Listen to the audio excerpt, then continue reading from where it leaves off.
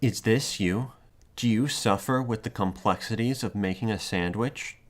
Don't like crust and don't want to take the risk of using a knife? Then I've got the product for you. Uncrustables Rollups. All of the sandwich, none of the effort. Today I will be reviewing Uncrustables Uncured Ham and Cheddar Rollups. So I know Uncrustables from their peanut butter and jelly. I'm interested in these because their method of preparing the peanut butter and jelly is by thawing it by just leaving it out for several hours. This has cheese and meat, so I feel like leaving it out for several hours is a poor idea. It's also been opened already because I stole this from my grandparents' refrigerator, but that's okay. So, the nutrition. 190 calories, 20% sodium, 11% fat, 19% saturated fat, 9 grams of protein, and 7% for carbohydrate. I apologize for somebody doing the laundry in the background. Okay, so here are the instructions. Keep frozen until ready to thaw. Thaw for 2 hours. Eat immediately. Do not microwave. Do not refreeze once thawed. So, these seem very dangerous.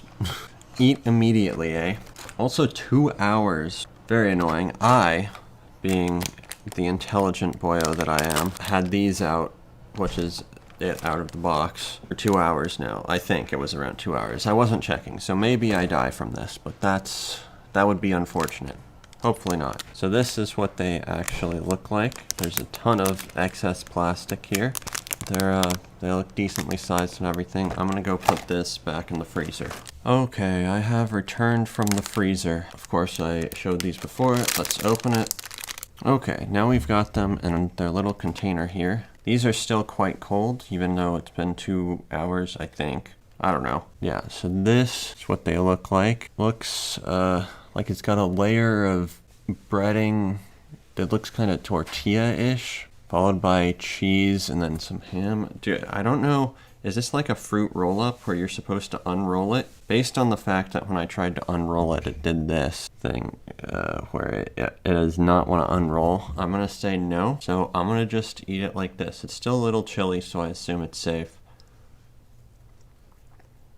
It's not very good. Bread tastes kind of stale. It's also cold and feels kind of mushy. The ham and cheese remind me of school lunch sandwich ham and cheese, where you have these square cheese thingies that come in packets, and then you have like a square ham, or it's probably circular ham thing, and you put those on top of each other. And then between bread, and maybe you add lettuce or mustard or mayo or something. Not the greatest. I think the cheese is okay, but I'm not a huge fan of that style of ham. It tastes exactly like every lunch meat ham I've had, though. Nothing unexpected. The bread here is really just a disappointment. I mean, look at this. There's a whole lot of bread compared to everything else.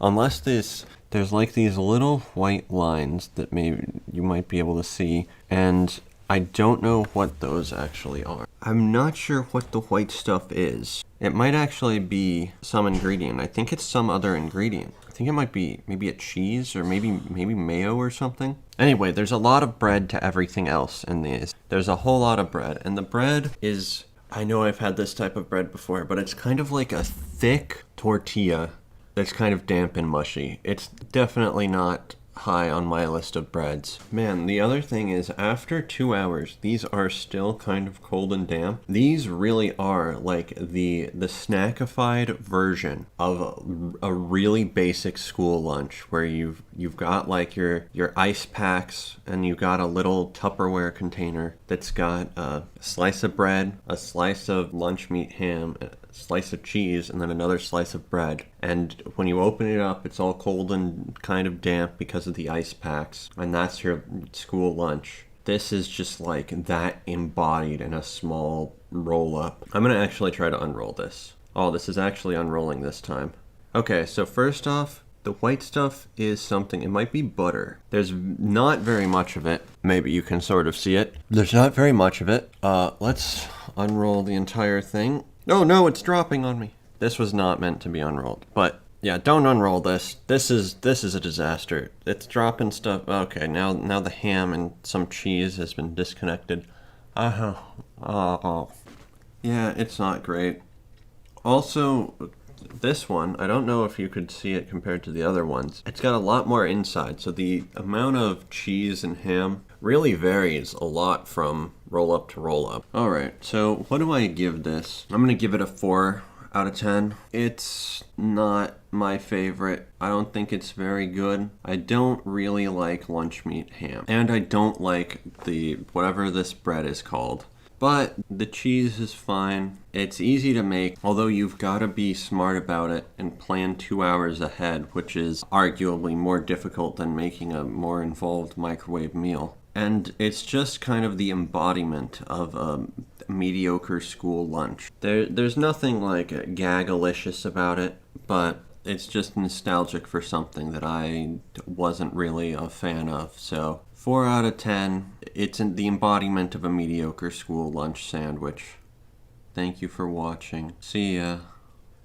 Welcome to the outro, my dudes. Be sure to like, comment, and subscribe. This outro, I'm going to complain briefly about some drama that's happened in the Genshin Impact theory crafting community. So, Genshin Impact is a video game, and theory crafting is doing all the theoretical, mathematical stuff to min-max properly. The Genshin Impact theory crafting community is spread across specific servers dedicated to specific characters. There is a partner network centered around the Keqing main server, which is the largest server and sort of the first one and the one that's established this sort of architecture, I guess, for the theory crafting community. So the whole thing that sort of happened is one of the mod/admins posted a Lego Bionicle shill post and at everyone, which made people upset because pinging on Discord is a capital offense, and that led to separating of some servers from the network, followed by breaking a partnership between Keqing mains and a guy that runs several of the other things because he grabbed them initially, and then he decided he was done with the whole thing and converted one of the servers to like a server for his private card game project, and then he went through and deleted all the other servers. So there's several characters now where their theory crafting knowledge has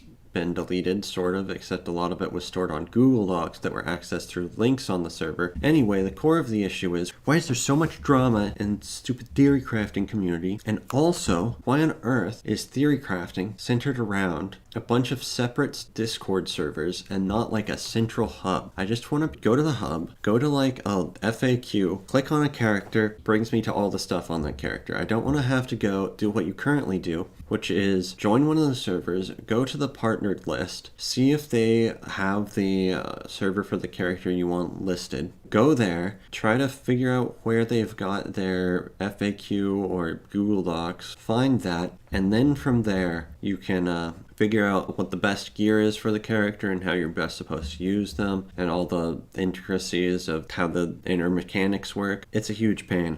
Anyway, that's it. Thank you for watching. See ya.